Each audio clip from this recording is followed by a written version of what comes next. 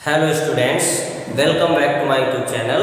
आज हम लोग पढ़ेंगे त्रिकोणमिति के अनुप्रयोग, ऊंचाई और दूरी का क्वेश्चन नंबर 13। बाकी इससे पहले के जितने क्वेश्चन हैं वो आप लोग पिछली वीडियो में देख सकते हैं और इससे पहले के लेसन भी आप पिछली वीडियो में देख सकते हैं। आप प्लेलिस्ट में जाएंगे और प्लेलिस्ट लेसन वाइज बनी है, आप उसको ओपन करके हर एक क्वेश्चन को देख सकते हैं।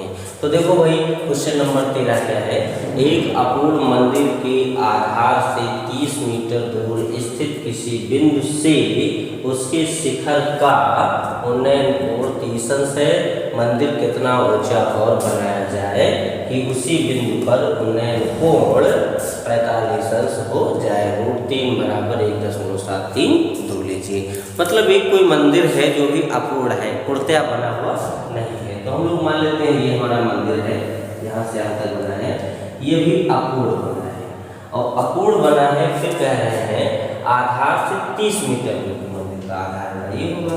यहाँ से 30 मीटर दूर एक बिंदु है। कितनी मीटर दूर है? 30 मीटर दूर।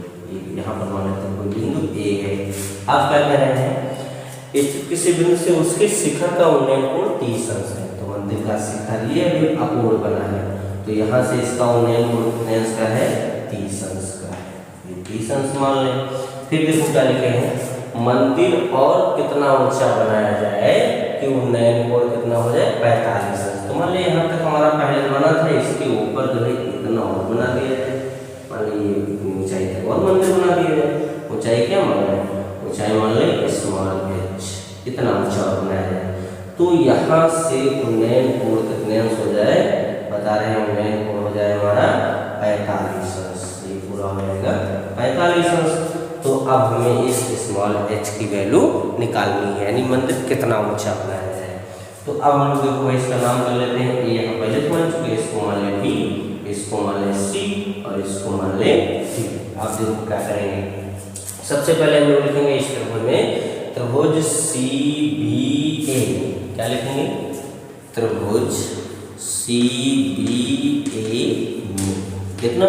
ये हमारा लंब है और ये आधार है, यानी tan थीटा का प्रयोग किया जाए।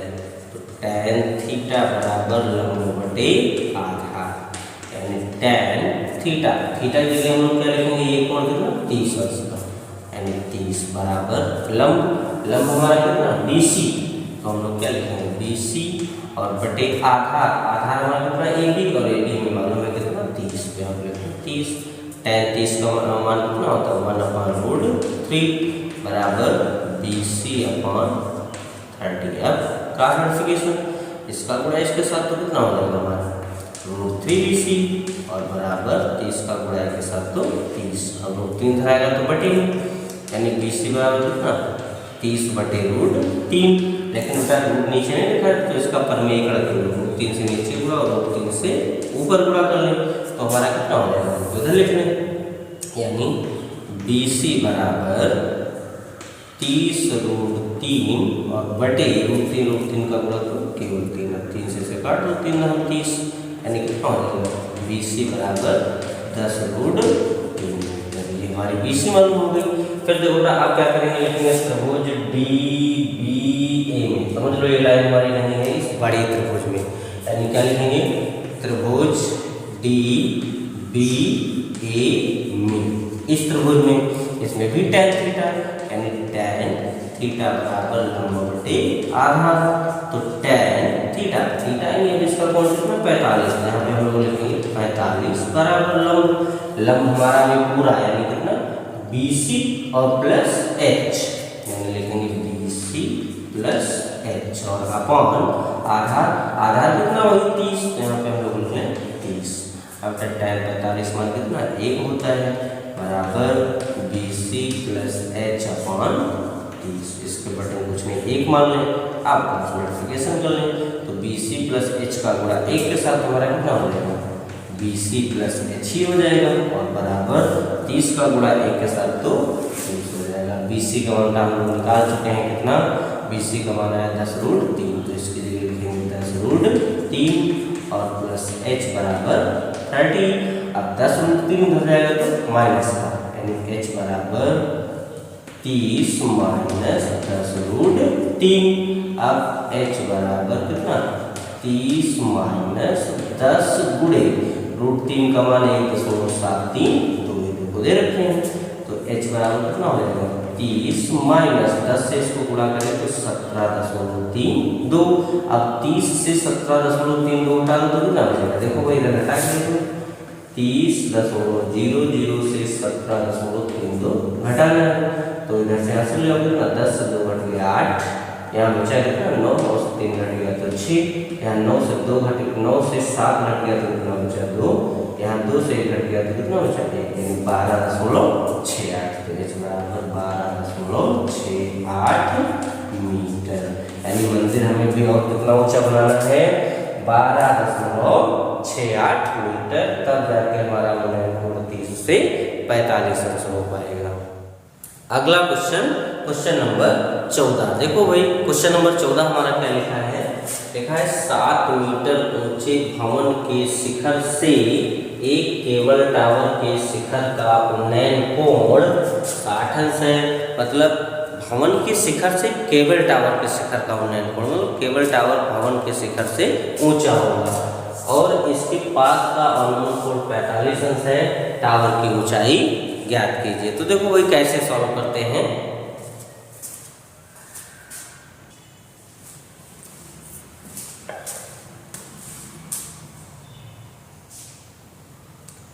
कह रहा भवन, तो भवन हमारा सबसे पहले हम लोग भवन बना लेते हैं। तो मान लेते हैं हमारा भवन है, भवन कितना था हमारा 7 मीटर ऊंचा, तो ऊंचाई हम लोग मान लेते कितनी है 7 मीटर, ये मान ले 7 मीटर है। फिर एक केबल टावर था, तो ये मान ले हम लोग क्या है केबल टावर, और ये दोनों हमारे जमीन पर है, ऐसे बना ले। अब कह रहा भवन के शिखर से केबल टावर के शिखर का उन्नयन कोण, उन्नयन कोण कितने अंश का बता रहे हैं, यहाँ से वहां तक का उन्नयन कोण बता रहे 60 अंश है, यानी ये वाला कोण हमारा कितना है 60 अंश। फिर देखो क्या कह रहे हैं, और इसके पाद का उन्नयन कोण, यानी जो हमारा टावर है उसके पाद का अवनमन कोण, तो पाद हमारा ये है, यहाँ का अवनमन कोण ये, अवनमन कोण कितने अंश का बता रहे हैं 45 अंश। तो ये वाला कोण हमारा कितना है 45 अंश, तो ये भी हमारा कितना होगा 45 अंश का।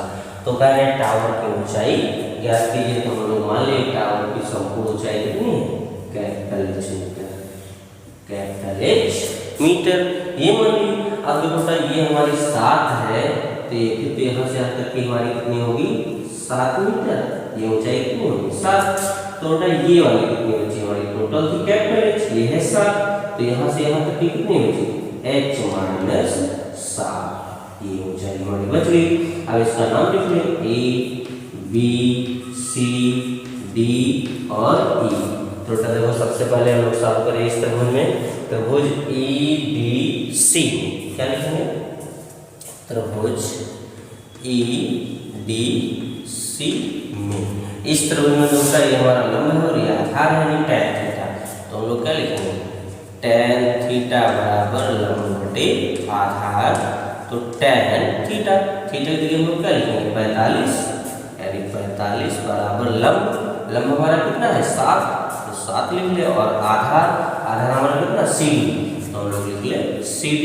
अब tan 45 मान कितना होता है 1 बराबर 7 बटे CD, इसके बटे कुछ नहीं, एक क्रॉस मल्टीप्लिकेशन कर लो तो CD का गुणा 1 के साथ तो CD, और बराबर 7 का गुणा 1 के साथ तो 7, यानी CD हमारी मालूम हो गई कितनी 7 मीटर। फिर तो बेटा आप क्या करेंगे ये CD मालूम, तो जितनी CD है उतनी क्या होगी EB, तो EB की बार हम लिख लें EB बराबर कितना 7 मीटर। CD और EB दोनों आपस में बराबर है। लिखें त्रिभुज ABE, इस त्रिभुज यानी त्रिभुज ABE में, इस त्रिभुज में क्या हो जाएगा, इसमें होता है tan थीटा लगेगा, यानी लंब बटे आधार, यानी क्या लिखेंगे tan थीटा बराबर लंब बटे आधार। तो tan थीटा, थीटा के लिए क्या लिखेंगे 60, यानी 60 बराबर लंब, लंब हमारा कितना है H माइनस 7, H माइनस 7 और बटे आधार, आधार हमारा कितना EB, तो यहाँ पे लिख लें EB। अब tan 60 हमारा √3 बराबर H माइनस 7 और बटे EB, ये बी का मान हम लोग निकाल चुके, कितना है 7। अब डाय 7 इधर आएगा तो गुणे में, यानी कितना √3 और इंटू 7 का 7√3 और बराबर कर क्या बचा h - 7। अब ये 7 इधर ले तो प्लस कर, तो 7√3 + 7 बराबर कैपिटल H, दोनों में 7 कॉमन ले लो, तो यहाँ बचेगा √3 + 1 बराबर कैपिटल H, या इसको ऐसे लिख सकते हैं H बराबर 7 फिर √3 + 1 बस इतना मीटर, यानी हमारा जो टावर है कितना मीटर है 7√3 + 1 मीटर। अगर ये ना लिखना चाहें तो √3 का मान याद रखो, H बराबर 7 1.732 और +1, यानी H बराबर 7, इन दोनों को जोड़ लो तो हो जाएगा 2.732।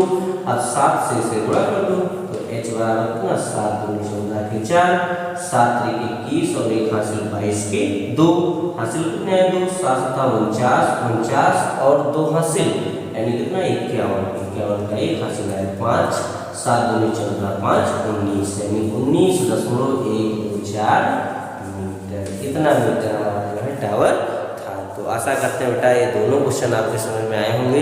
अगर ये दोनों क्वेश्चन आपके समझ में आए हैं तो वीडियो को लाइक करें, शेयर करें और चैनल पे पहली बार हो तो सब्सक्राइब करके बेल आइकन जरूर दबाएं ताकि अगला वीडियो आप तक पहुंच सके, और इससे आगे के जितने भी क्वेश्चन हैं वो सब आप लोग अगले वीडियो में देख सकते हैं।